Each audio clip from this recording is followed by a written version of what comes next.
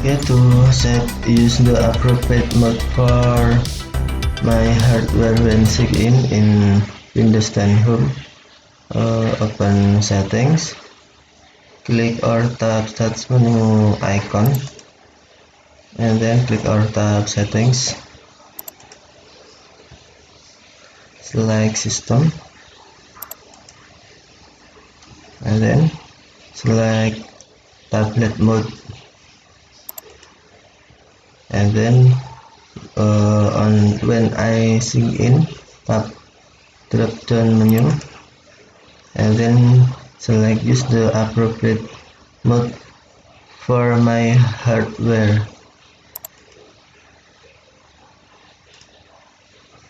Okay, thank you for watching. Have a nice day.